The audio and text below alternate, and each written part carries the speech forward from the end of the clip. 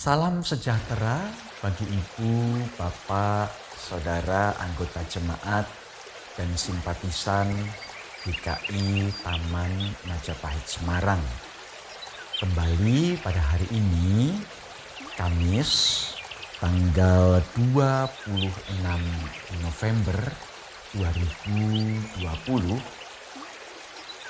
kita bersekutu di dalam program layanan firman Pelita Bagi Kakiku bersama dengan saya, Pendeta Surya Samudra Giamsyah. Mari ibu bapak saudara yang terkasih, sebelum kita membaca, mendengar dan merenungkan firman Tuhan, kita bersama-sama berdoa terlebih dahulu. Mari kita berdoa. Bapa Surgawi, kami bersyukur untuk segala berkat dan rahmat yang Engkau telah curahkan dan sediakan bagi kami semua. Dan saat ini tiba waktunya bagi kami untuk duduk diam dekat kaki Tuhan, untuk membuka telinga, pikiran, dan hati kami, menerima ungkapan isi hati Tuhan bagi kami semua. Karena itu, ya Bapa Surgawi, kami berdoa memohon, biarlah di tengah keterbatasan kami, Roh Kudus boleh menolong kami semua untuk menyimpan firman-Mu itu di dalam hati kami, bahkan memberlakukannya dengan setia di dalam hidup kami. Berfirmanlah, berkata-katalah, bersabdalah, ya Bapa Surgawi, kami memohon terang Roh Kudus. Hanya di dalam nama Tuhan Yesus Kristus, Sang Firman kehidupan itu. Amin. Bacaan dan renungan kita secara leksionaris pada hari ini terambil dari kitab Sakaria, pasalnya yang ke-13, ayatnya yang pertama sampai dengan ayat yang ke-9. Bagian ini terdiri atas 2 perikop yang oleh Lembaga Alkitab Indonesia.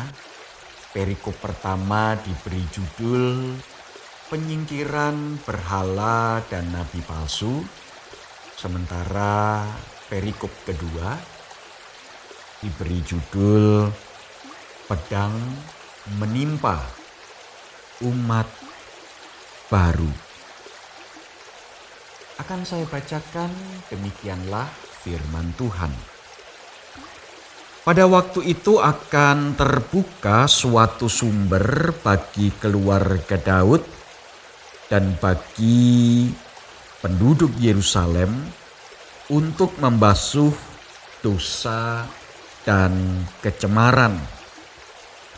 Maka pada waktu itu, demikianlah firman Tuhan semesta alam, aku akan melenyapkan nama-nama berhala dari negeri itu sehingga orang tidak menyebutnya lagi. Juga para nabi dan roh najis akan kusingkirkan dari negeri itu.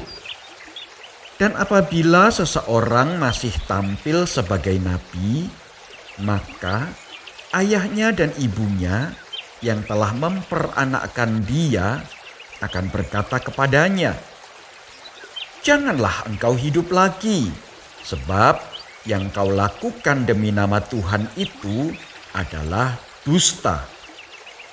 Lalu ayahnya dan ibunya yang telah memperanakkan dia akan menikam dia pada waktu ia bernubuat. Pada waktu itu para nabi masing-masing akan mendapat malu oleh karena penglihatannya sebagai nabi, dan tidak ada lagi dari mereka yang mengenakan jubah berbulu untuk berbohong. Tetapi masing-masing akan berkata, "Aku ini bukan seorang nabi, melainkan seorang pengusaha tanah, sebab tanah adalah harta kepunyaanku sejak kecil." Dan apabila ada orang bertanya kepadanya, "Bekas luka apakah yang ada pada badanmu ini?" Lalu ia akan menjawab, "Itulah luka yang kudapat di rumah sahabat-sahabatku." Ayat yang ketujuh.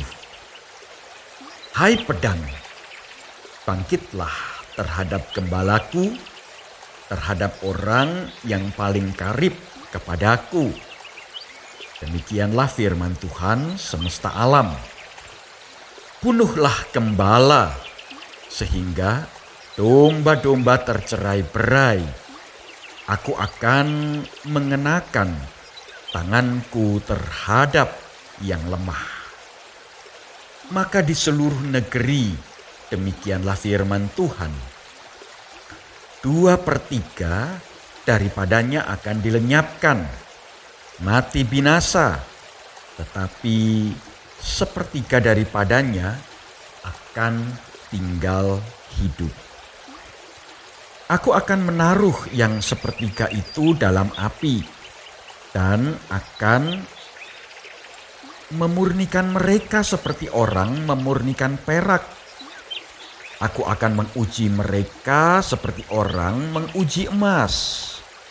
Mereka akan memanggil namaku dan aku akan menjawab mereka. Aku akan berkata, "Mereka adalah umatku," dan mereka akan menjawab, "Tuhan adalah Allahku." Sampai sedemikian jauh pembacaan firman Tuhan. Berbahagialah kita semua yang dengan setia melakukan firman Tuhan ini dalam hidup setiap hari. Haleluya. Ibu bapak, saudara yang terkasih di dalam Tuhan Yesus Kristus. Tentu kita paham betul apa arti kata Kristen. Bukankah kata Kristen berarti pengikut Kristus? Bukankah kita juga mengerti betul situasi dan kondisi yang membuat istilah Kristen itu muncul pada mulanya? Ya, istilah atau kata Kristen itu muncul di tengah penganiayaan jemaat, sehingga sebenarnya kata Kristen memiliki nilai rasa negatif. Sebutan seseorang sebagai Kristen sebenarnya adalah sebuah penghinaan. Dia mau mengikuti orang yang ditangkap, orang yang dianiaya, orang yang dihukum mati dengan cara yang paling mengerikan, yaitu disalib. Itu arti mula-mula kata Kristen. Tetapi tahukah ibu bapak saudara bahwa justru di tengah penghinaan yang sedemikian, justru di tengah penganiayaan yang sedemikian, kehidupan orang-orang Kristen itu dimurnikan. Kehidupan orang-orang Kristen itu diuji. Dan itu persis seperti yang kita baca di dalam kitab Sakaria. Kehidupan orang-orang pilihan Tuhan. Kehidupan umat Allah akan mengalami pemurnian. Dikatakan mereka akan dimurnikan seperti aku sedang memurnikan perak. Mereka akan diuji seperti aku menguji emas. Dan itu semua terjadi ketika orang-orang yang mengaku sebagai umat Allah melewati situasi-situasi dan kondisi-kondisi tertentu. Pada zaman Sakaria, situasi dan kondisi tertentu itu berupa ajaran-ajaran dan pemberitaan-pemberitaan yang dilakukan oleh nabi-nabi palsu yang mencomot, yang mengambil nama Tuhan untuk membungkus ajaran yang berasal dari keinginan diri mereka sendiri. Sehingga yang mereka ajarkan bukanlah isi hati Tuhan. Yang mereka beritakan bukanlah apa yang Tuhan perintahkan. Mereka mengajarkan dan memberitakan pesan-pesan yang hanya membawa kenikmatan bagi diri mereka sendiri. Itu sebabnya Tuhan akan menyingkirkan dan memusnahkan mereka, termasuk di dalamnya memusnahkan berhala-berhala yang dikatakan sebagai roh najis untuk memurnikan kehidupan umatnya. Nah, ibu bapak, saudara yang terkasih di dalam Tuhan Yesus Kristus, ada banyak cara bagaimana Tuhan memurnikan hidup umatnya seperti ia memurnikan perak. Bagaimana ia menguji umatnya seperti ia menguji emas. Termasuk dengan situasi dan kondisi kita pada hari ini.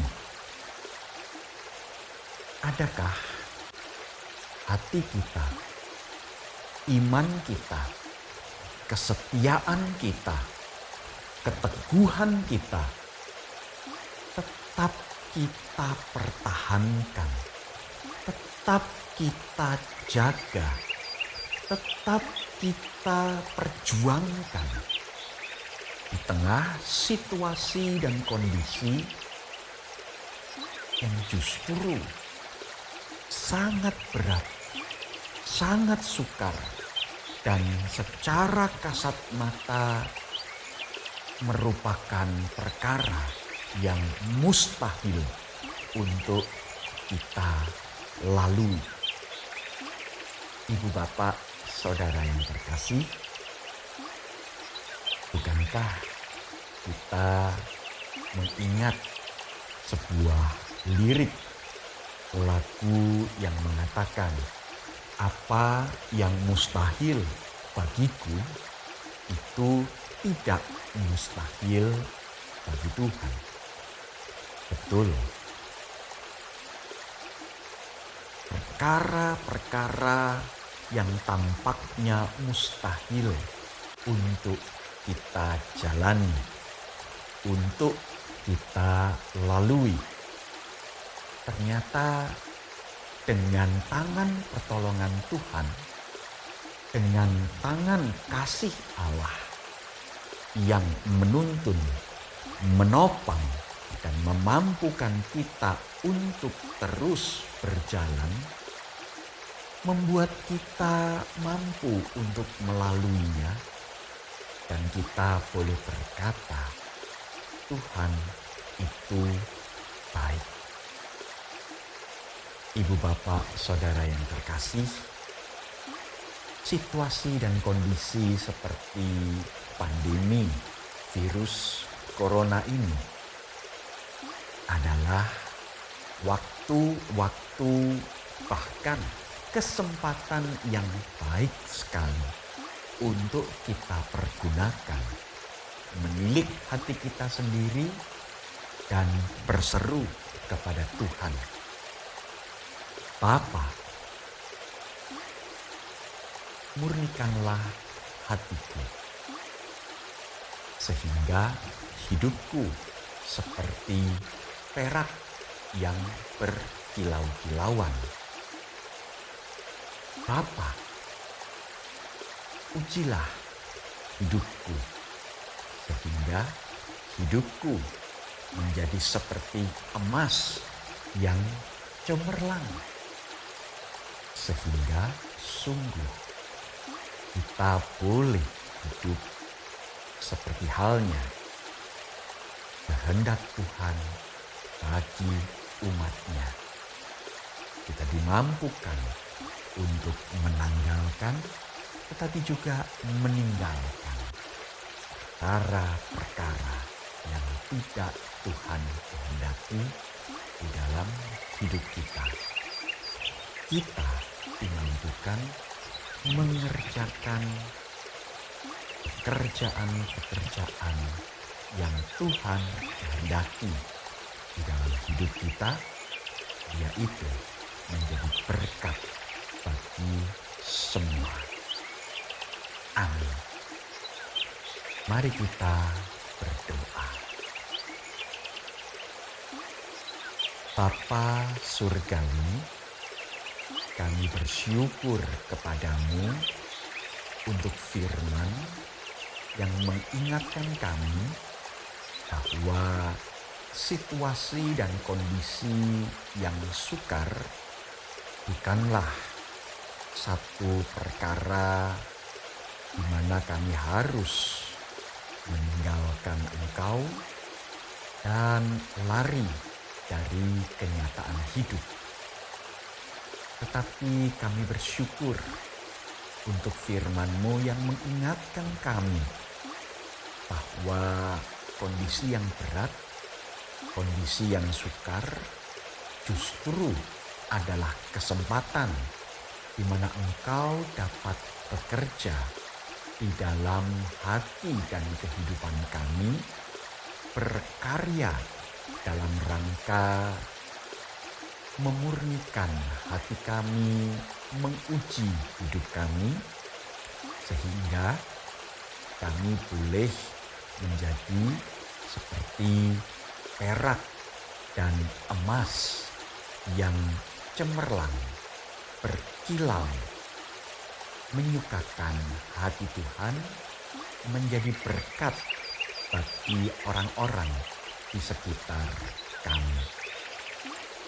Terima kasih untuk firman-Mu, dan biarlah firman Tuhan tinggal tetap di dalam hati dan kehidupan kami, menjadi pelita bagi kaki kami. Di dalam nama Yesus Kristus kami berdoa. Amin. Selamat melanjutkan aktivitas ibu bapak saudara.